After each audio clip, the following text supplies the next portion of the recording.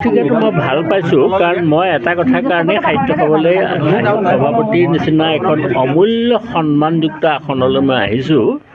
এইটো কাৰণে যে সাহিত্য সভাত নানা ধৰণৰ বিতৰ্কৰ আঙুলিক সাহিত্য সভালৈ পঠোৱা হয়, সেইখিনি মই নাইকিয়া কৰিবৰ কাৰণে প্ৰথম যত্ন কৰিম।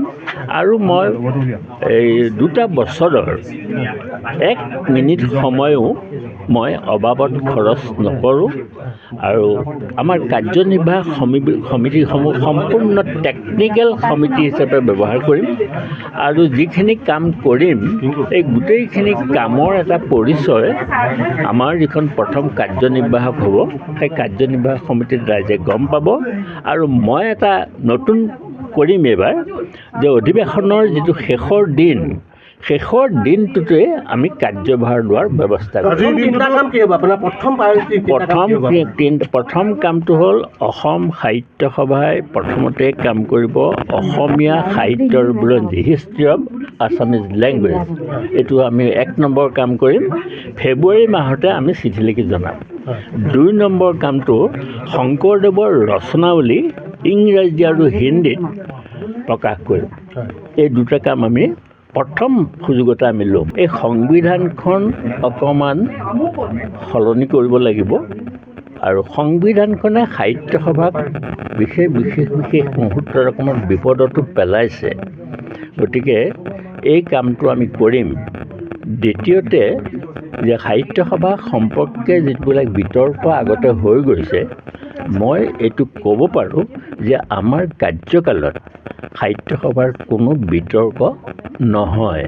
সাহিত্য সভাৰ যিটো চৰিত্ৰ, সেই চৰিত্ৰ সাহিত্য সভাই পূৰ্বৰ দৰে যিটো গৰিমা, সেই গৰিমাৰ স্তৰলৈ লৈ যাব পাৰিম বুলি মই আশা কৰোঁ। সাহিত্য সভাত কোনো বিতৰ্ক নাথাকে।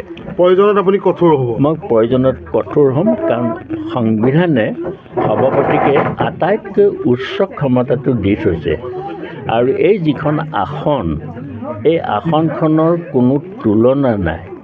গতিকে অতুলনীয় আসনখনৰ যিটো মৰ্যাদা, সেইটো মই ৰক্ষা কৰিবলৈ যত্ন কৰিম আৰু অসম সাহিত্য সভাৰ ওপৰত যাতে কোনো ধৰণৰ চেকা নপৰে তাৰ কাৰণে মই নিৰলস চেষ্টা কৰি যাম। দ্বিতীয়টো মানে মই প্ৰধান সম্পাদক হৈ থাকোঁতে আমি শূন্য লৈ পেলাই বিশ্বকোষ কৰিব খুজিছিলোঁ। হোমেন বৰগোহাঁইদেৱে মোক যিখন প্ৰমাণপত্ৰ দি থৈ গৈছে তাতকৈ আৰু মোক একো নালাগে, কাৰণ আমি প্ৰতিটো শূন্যৰ পৰা আমি 31 লাখ টকা তুলিছিলোঁ আৰু সেই 31 লাখ টকা ক'ত খৰচ হৈছিল, কি হৈছিল তাৰ এখন পুস্তিকা কৰি শাখাবিলাকলৈ আমি পঠিয়াই দিছিলোঁ। তাৰ উপৰিও আমাৰ বিশ্বকোষৰ প্ৰথম 3টা খণ্ডৰ পৰিশিষ্টত কোনোবাই যদি এটকাও দিছে সেই নামটো তাত সন্নিৱিষ্ট হৈছে। গতিকে সম্পূৰ্ণ স্বচ্ছতাৰে সেই 31 লাখ টকা আমি তুলি খৰচ কৰিছিলোঁ। সেইটোৱেই নহয়, মই যেতিয়া কাৰ্যভাৰ হস্তান্তৰ কৰোঁ তেতিয়া মোৰ পৰৱৰ্তীজন প্ৰধান সম্পাদকক মই 31 লাখ টকা জমা দি গৈছোঁ।